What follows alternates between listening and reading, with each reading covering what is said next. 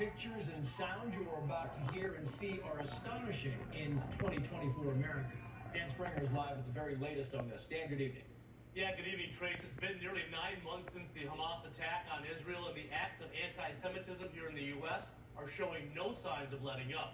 Yesterday in Los Angeles, more than 150 pro-Palestinian demonstrators showed up at a synagogue, and it turned into a melee. Dozens of police eventually arrived, but the fighting lasted several hours. Arrests were made, including a supporter of Israel who was carrying a pole. It's unclear how many were injured. The synagogue was targeted because it was hosting an event promoting the sale of real estate properties in Israel. Still, the protesters were condemned by the mayor of Los Angeles, Governor Gavin Newsom, and President Biden, who called it, quote, dangerous, unconscionable, anti-Semitic, and un-American.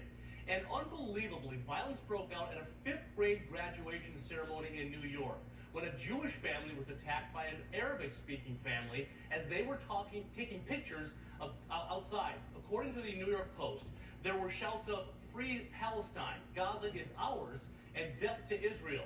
Police arrested one of the attackers, but so far it has not been labeled a hate crime. And at a weekend campaign rally, New York Congressman Jamal Bowman went on a profanity-laced tirade against AIPAC, the American Israel Public Affairs Committee, which is supporting his opponent. We are going to show AIPAC the power of the South Bronx. But the hate is still going in both directions. Police in Texas have charged Elizabeth Wolf with attempted murder. She allegedly tried to drown a 3-year-old Palestinian girl in a pool. The mother was wearing a headscarf, and she says Wolf wanted to know where she was from just before attacking her child. Trace? Dan Springer live for us in Seattle. Dan, thank you. Let's bring in TV personality and activist Emily Austin, along with Remy Franklin from Bulletproof Israel. Thank you both for coming on. So they surrounded the LA synagogue here, Remy. I mean, you can see it there. There was a lot of them. You have pro-Israeli people that were in the crowd as well, and here are 2 of them. Straight to my nose, and I fell to the floor. I got hit many times on my head, over here. I got a pool of blood all over. When they're screaming globalize the Intifada, they're screaming kill Jews for being Jews, and you know, no, not gonna let that happen. I want to point out this video because you have 2 anti-Israel protesters who brought their toddler in a keffiyeh to this protest. I don't get it. I mean, neither do I. It's not safe. It's dangerous for a kid to be involved in it. Also, luckily enough, they both got exposed. There's a great organization called Jew Hate TV that's exposing all these people that are causing the violence. Not peaceful protesters, but the ones that are actually acting violent. It makes no sense. It's absolutely horrible. And, you know, the mayor and the DA actually need to do something about it specifically here. Yeah, they do. And yet they're not. And that's a big problem. I want to go back to Congressman Jamal Bowman going on a profanity-laced tirade about American support for Israel. Look at more of this.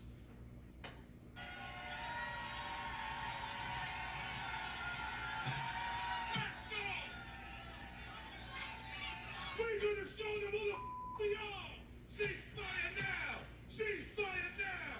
Ceasefire now! Ceasefire now! Yeah, vote for me? I mean, Alexandria Ocasio-Cortez was there as well, and you think, what is going on here? I want to know what's going on myself. I mean, Remy, do you remember when we were younger, when becoming a congressman was something that was prestigious in life? You know, AOC and Bowman are perfect examples of the delinquency that's rotting Congress right now. But what's most interesting to me is that Jamal continuously used the Israel-Hamas conflict as the main stage talking point of his entire campaign when there are so many issues that are plaguing New York right now, yet he chooses to dwell on that.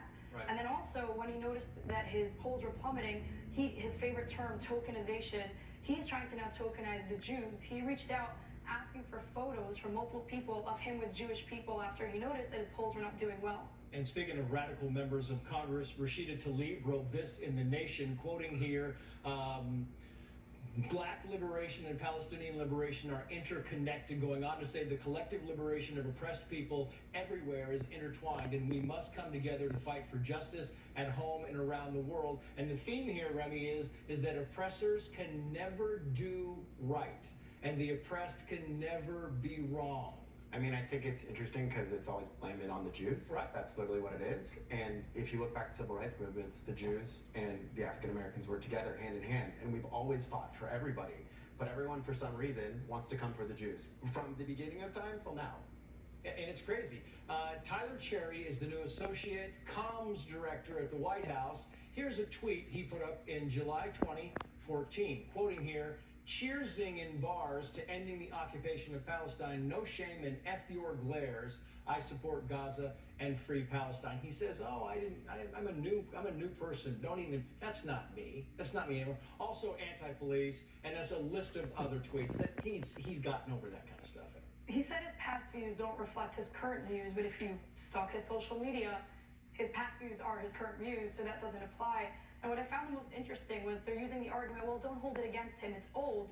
Is forgiveness only limited to the Democratic Party? Because when it comes to the conservatives, they will find tweets from middle school, things you've said in high school, and constantly ruin your life over it. I mean, how many middle schoolers that are now conservatives in college are being expelled for things that they've said in the past?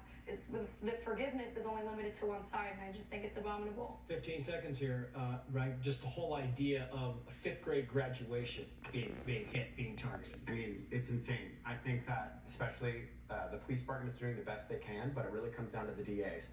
Because if they're not going to start prosecuting crimes and it's not pulling these people off the street, removing their masks, it's going to continue to happen. Yeah, it New really York is. too. Yeah. Remy Franklin, Emily Austin, thank you both. Coming up, a judge in